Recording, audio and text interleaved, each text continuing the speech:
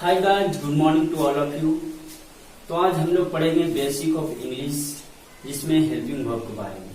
इसके पहले हम लोग बेसिक ऑफ इंग्लिश में बहुत कुछ पढ़ चुके हैं, जो हमारे प्ले लिस्ट में जाकर लेसन बाय लेसन यानी एक के बाद एक वीडियो देख सकते हैं। आज हम लोग को पढ़ना है हेल्पिंग वर्ब। क्या पढ़ना? Helping verb.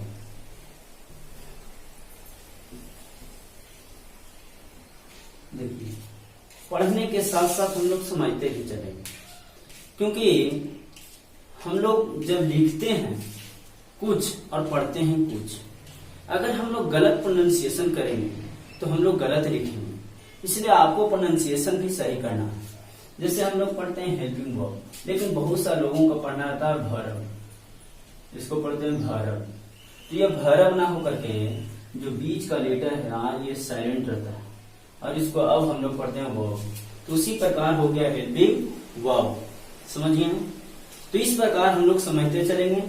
लेकिन हम आशा करते हैं आप लोगों से कि हमारे चैनल जो बिंदु सर गया, इसे आप लाइक कीजिएगा, सब्सक्राइब कीजिएगा, कमेंट कीजिएगा, सब्सक्राइब कीजिएगा, क्योंकि हमारा मकसद ही गरीब बच्चों को फ्री में एजुकेशन देना।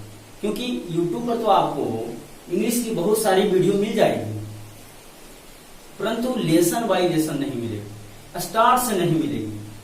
और हमारा मकसद ही है कि स्टार्ट से वीडियो देना, यानी उन गरीब बच्चों को फ्री में एजुकेशन देना। तो आप शेयर करने में थोड़ा सा भी संकोच ना करें, क्योंकि बहुत से ऐसे गरीब बच्चे होंगे जिन्हें पढ़कर बहुत ज्यादा खुशी मिलेगी और वो नॉलेज ले सकेंगे। तो आप हमारे वीडियो को शेयर कीजिए। आइए अब हम लोग जानते हैं हेल्पिंग वर्ब के बारे में। क्या होती है हेल्पिंग वर्ब? आइए हम लोग इसके डेफिनेशन के बारे में समझें।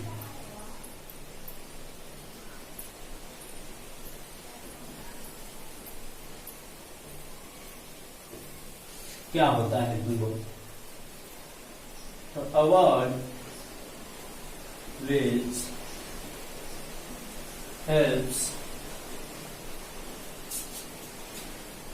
to make a sentence and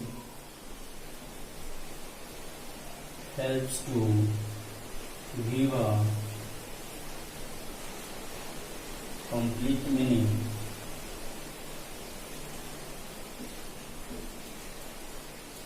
is called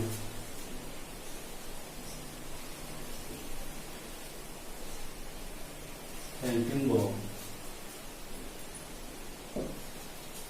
तो आइए इसके बारे में हम लोग समझते हैं।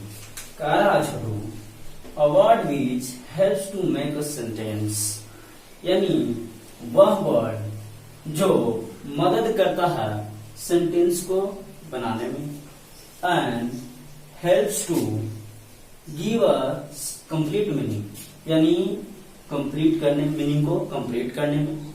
क्योंकि हम लोग सेंटेंस के बारे में पढ़े हैं कि सेंटेंस उसी को कहते हैं जो कंप्लीट मीनिंग दे और उसका सही अर्थ निकले। कंप्लीट मीनिंग का मतलब होता है सही अर्थ। तो उसे मदद करता है जो वर्ड, उसी को हम लोग कहते हैं हेल्पिंग वर्ब। क्या बोलते हैं? Helping verb. आइए अब हम लोग आगे समझते हैं एग्जाम्पल के माध्यम से। एग्जाम्पल में आते हैं, he is coming। तो he is coming, यहां पर देखिए इज क्या है? हेल्पिंग। क्या है? हेल्पिंग। क्योंकि हम लोग जानते हैं एक सेंटेंस को मूल रूप से बनने में सब्जेक्ट, वर्ब और ऑब्जेक्ट की आवश्यकता होती है, जिसमें ही क्या है? सब्जेक्ट, और इज क्या है? वर्ब, कमिंग भी क्या है? वर्ब। लेकिन इसी को हम लोग बोलते हैं ऑक्सिलरी वर्ब, और इसको बोलते हैं मेन वर्ब, जो आगे हम लोग समझेंगे, बढ़िया से समझेंगे। लेकिन फिलहाल हम लोग जानते हैं ऑक्सिलरी वर्ब के बारे में।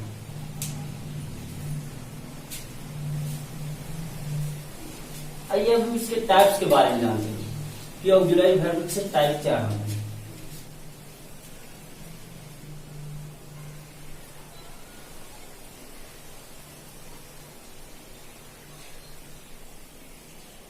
तब तक आप लोग वीडियो को लाइक कीजिए, हमारे चैनल को सब्सक्राइब कीजिए और बीच बीच में लाजवाब शानदार कमेंट छोड़िए।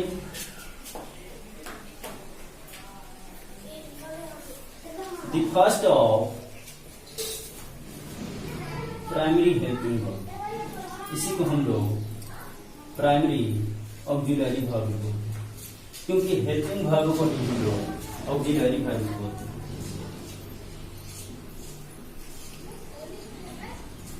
क्या बोलते हैं? ऑक्सिलरी वर्ब, यानी helping verb four types in English.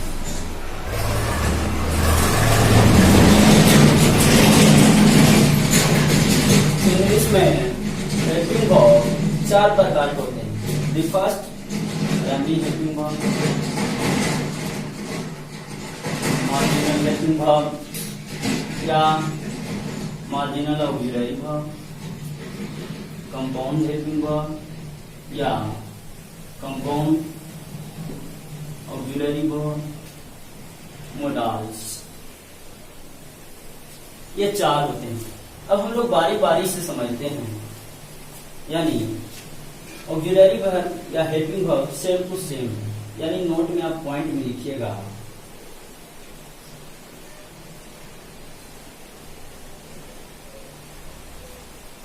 Helping verb is also called auxiliary verb.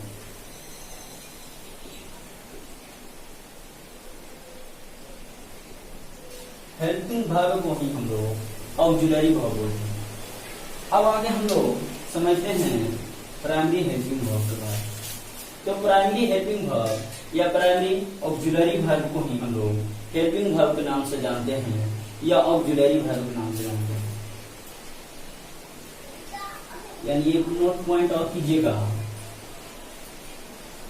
Primary helping verb या primary auxiliary verb is also called helping verb. अब हेल्पिंग वर्ब को हम लोग ऑक्सिलरी वर्ब बोलते हैं, इसलिए हम लोग बोलेंगे प्राइमरी वर्ब ऑक्सिलरी वर्ब या प्राइमरी हेल्पिंग वर्ब या ऑल्सो कॉल्ड हेल्पिंग वर्ब या ऑक्सिलरी। समझ गए? तो इस प्रकार हम लोग समझ चुके हैं कि हेल्पिंग वर्ब ये क्या है? Primary helping verb. अब हम लोग समझते हैं हेल्पिंग वर्ब कितने होते हैं इंग्लिश में।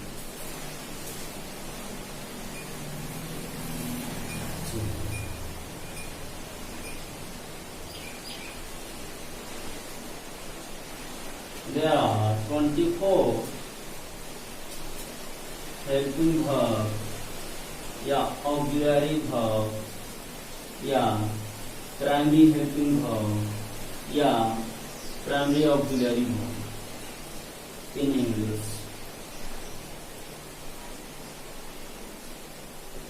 समझिए, समझिए कर रहा है देयर आर 24 हेल्पिंग वर्ब या ऑक्सिलरी वर्ब, क्योंकि हेल्पिंग वर्ब को क्या बोलते हैं? Auxiliary verb. और हम ऊपर वाली पॉइंट में समझे हैं कि प्राइमरी हेल्पिंग वर्ब या primary auxiliary verb same to same, और प्राइमरी हेल्पिंग वर्ब या प्राइमरी ऑक्सिलरी वर्ब को हम लोग हेल्पिंग वर्ब कहते हैं या ऑक्सिलरी वर्ब।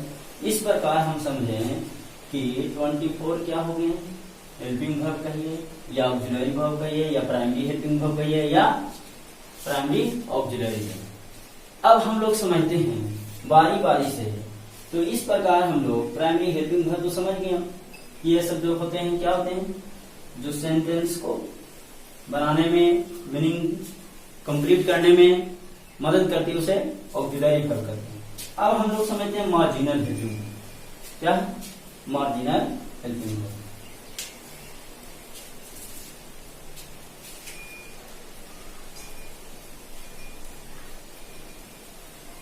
तब तक आप सभी हमारे चैनल को सब्सक्राइब कीजिए, बगल में बेल आइकन होगा उसे प्रेस कीजिए और शेयर कीजिए, ताकि और भी बच्चे पढ़ पाए इंग्लिश को स्टार्ट से। तो हम लोग कौन कौन से होते हैं 24 हेल्पिंग वर्ब, उसके बारे में समझते हैं। तो अभी हम लोग पढ़े देयर आर 24 हेल्पिंग वर्ब या ऑक्सिलरी वर्ब, या इसी को हम लोग कहेंगे प्राइमरी हेल्पिंग वर्ब या primary auxiliary verb in English. तो आइए जानते हैं हम लोग हेल्पिंग वर्ब कौन कौन से होते हैं। Do, does, is, are, has, have, did, was, were, had, shall, will, should, would, can, could, may, might, must, ought to, need to, dare to, used to। तो इस प्रकार जो हम लोग ये पढ़े, तो आप देखिएगा ये 24 ऑक्सिलरी वर्ब है। क्या है? ऑक्सिलरी वर्ब, इसी को हम लोग हेल्पिंग वर्ब कहते हैं। तो ये टोटल जो 24 ऑक्सिलरी वर्ब है, इसी को हम लोग प्राइमरी हेल्पिंग वर्ब या प्राइमरी ऑक्सिलरी वर्ब भी कहते हैं। अब आइए हम लोग जो पढ़े थे कि हेल्पिंग वर्ब 4 प्रकार के होते हैं, 4 टाइप्स के होते हैं। तो सेकंड जो है मार्जिनल हेल्पिंग वर्ब। क्या है? Marginal helping.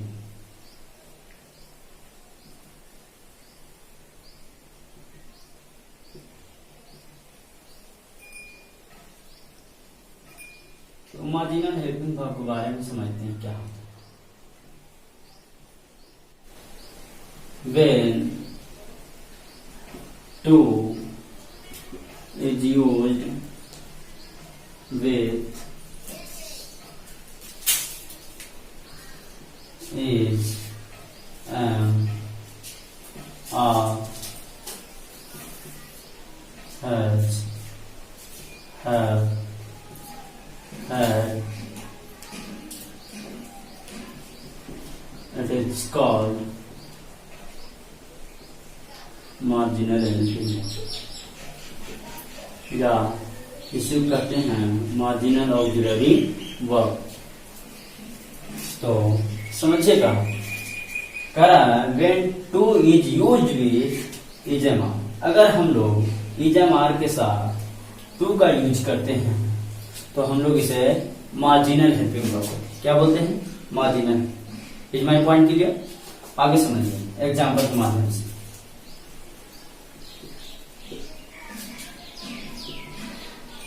Is are plus 2, अगर इसके साथ हम लोग 2 का यूज करते हैं, इसे हम लोग मार्जिनल हेल्पिंग वर्ब कहते हैं। और इसका प्रयोग करते हैं वर्ब प्लस वाला है, वाली है,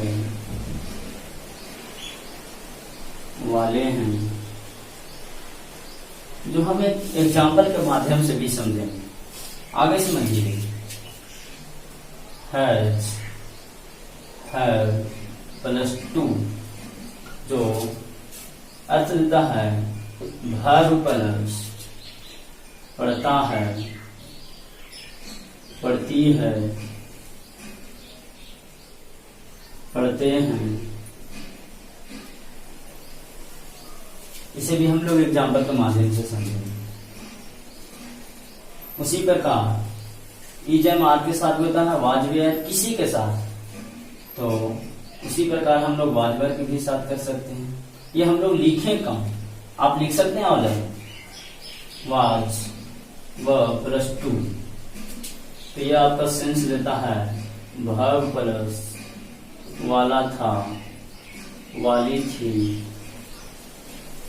वाले थे।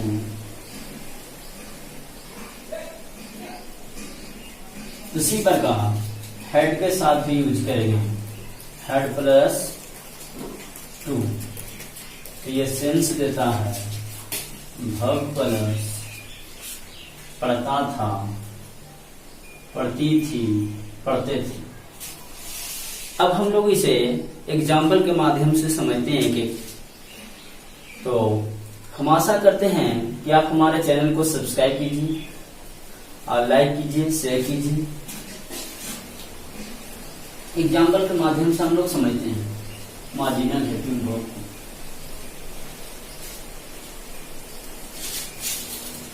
एग्जाम्पल देखिए, जैसे हम लोग बोल दिए he is to count, तो each के साथ क्या लगा, टू लगा, तो इस वर्ब को हम लोग क्या बोलेंगे, मार्जिनल हेल्पिंग वर्ब, या इसी को बोलेंगे मार्जिनल ऑक्सिलरी वर्ब। इस तो ऑक्सिलरी वर्ब है, लेकिन कौन सा वर्ब है, मार्जिनल हेल्पिंग वर्ब। क्यों? क्योंकि इसके साथ टू लगा है। क्योंकि मार्जिनल हेल्पिंग वर्ब को परिभाषा भी हम लोगों ने कि when to is used with is a mark, was were, has have had, it is called marginal helping verb. Example समझिए इसका, तो हम लोग बोले जब हम लोग इज एम आर के साथ टू लगाते हैं तो इसका अर्थ कैसा रहेगा, वर्ब प्लस वाला है, वाली है, वाले, तो इसका अर्थ हो जाएगा वह आने वाला है। तो देखिए वर्ब में क्या लग गया, वाला है। इसी प्रकार आप भी आगे रहे। अब हम लोग हैज हैव के बारे में समझते हैं। अगर इसी के साथ हम लोग वाज भर कर देंगे, ही वाज टू काउंट, तो वाज लगेगा तो क्या होगा, देखिएगा वाज वर्ब प्लस वाला था, वाली थी, वाली, यानी हो जाएगा वह आने वाला था। इसमें पॉइंट कीजिए, आगे समझिए, हैव हैज के साथ लगा देंगे, he has to come, तो ये क्या हो जाएगा, देखिए हैज हैव के साथ अगर टू लगेगा तो वर्ब प्लस पढ़ता है, पढ़ती है, पढ़ते हैं आगे, यानी उसे आना पड़ता है। क्या हो जाएगा, उसे आना पड़ता है। अब आगे समझिए, अगर हम इसी के साथ हैड लगा दें, he had to come, he had to come, तो इसका सेंस क्या हो जाएगा, देखिए हैड प्लस टू, पढ़ता था, पढ़ती थी, वर्ब के साथ क्या हो जाएगा, पढ़ता था, पढ़ती थी, यानी उसे आना पड़ता था। इसमें पॉइंट के लिए, तो अब हम लोग आगे समझते हैं तीसरा टाइप्स हेल्पिंग वर्ब का। पहला टाइप्स जो हम लोग पढ़े, प्राइमरी हेल्पिंग वर्ब या प्राइमरी ऑक्सिलरी वर्ब। दूसरा पढ़े मार्जिनल हेल्पिंग वर्ब या मार्जिनल ऑक्सिलरी वर्ब। अब हम लोग आगे समझते हैं तीसरा कंपाउंड हेल्पिंग वर्ब या कंपाउंड ऑक्सिलरी। आइए समझते हैं, और आप हमारे चैनल को शेयर कीजिए, लाइक कीजिए, सब्सक्राइब कीजिए, क्योंकि हमारे मकसद को पूरा करने में आपकी योगदान ही बहुत महत्वपूर्ण है।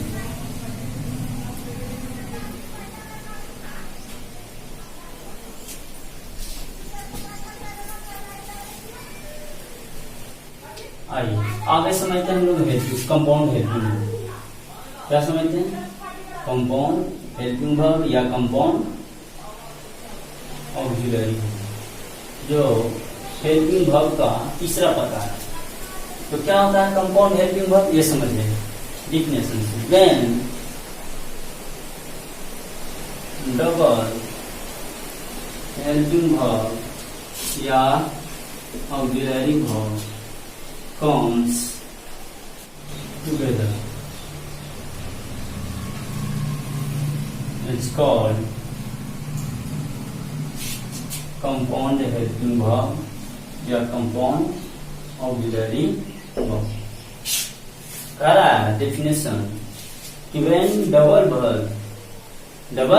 helping verb या auxiliary verb comes together it's called compound helping verb.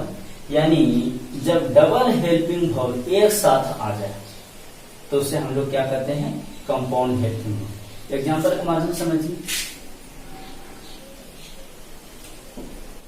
Shall have या विल हैव.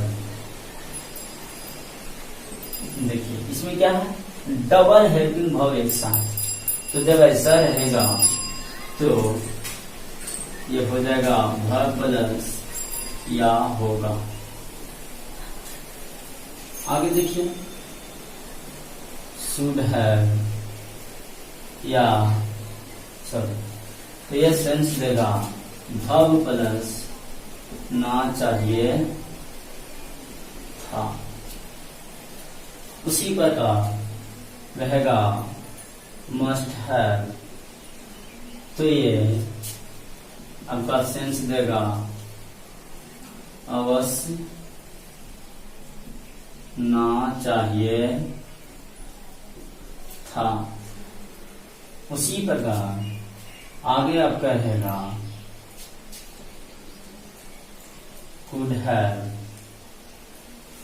तो आपका सेंस देगा वर्ब प्लस सकता था. यानी जब डबल हेल्पिंग वर्ब एक साथ हो तो उसे हम लोग कंपाउंड हेल्पिंग वर्ब कहते हैं. एग्जाम्पल के माध्यम से समझिए.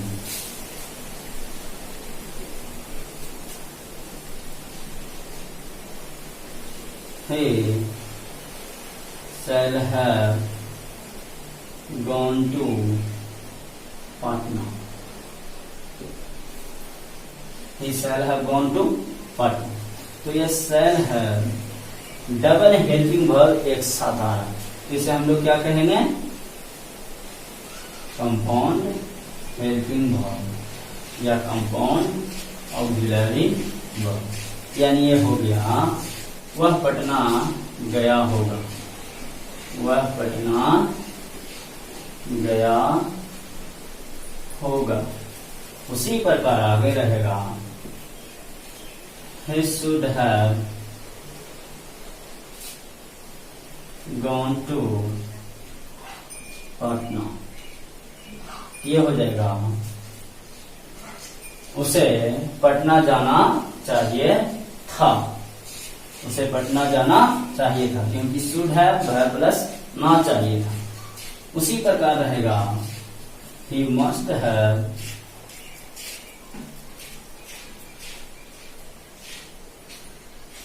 gone to पटना, तो हो जाएगा उसे अवश्य पटना जाना चाहिए था. अगर रहेगा he could have gone to Patna, तो वह पटना जा सकता था.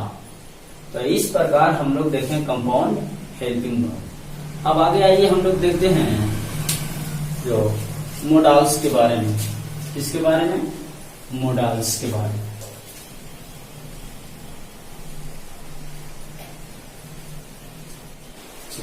अब हम लोग जानते हैं मोडाल्स के बारे में. इसके बारे में मोडाल्स क्या होते हैं मोडाल्स, तो यह भी एक प्रकार की हेल्पिंग वर्ब. क्या है, हेल्पिंग वर्ब, जिसे हम लोग डेफिनेशन के माध्यम से समझते हैं. Modals is a part of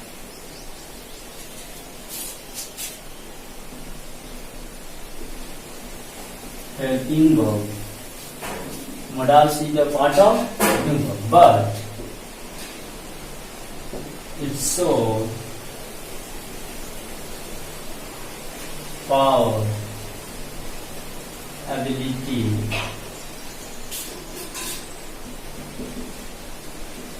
possibility,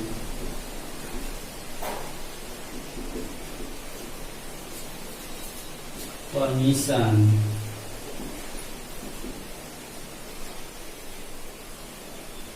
capability,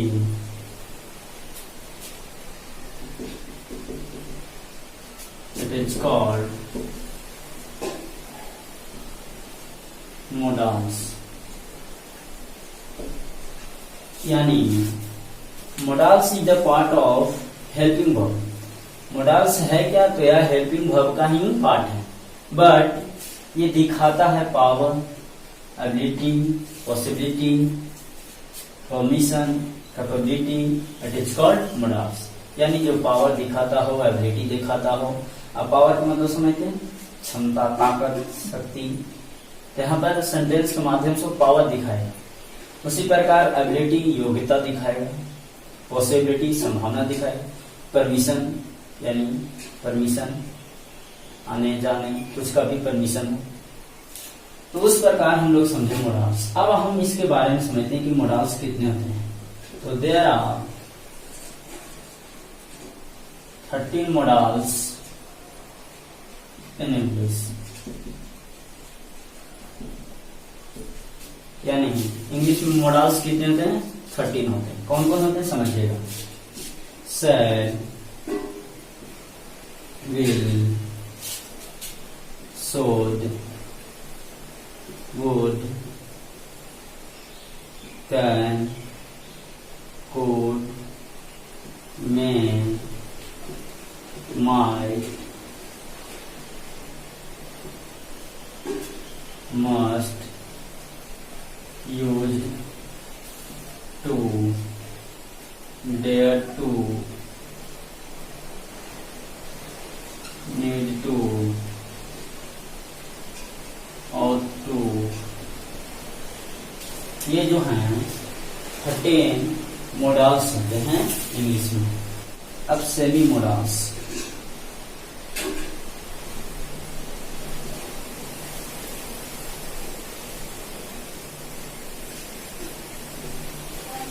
used to,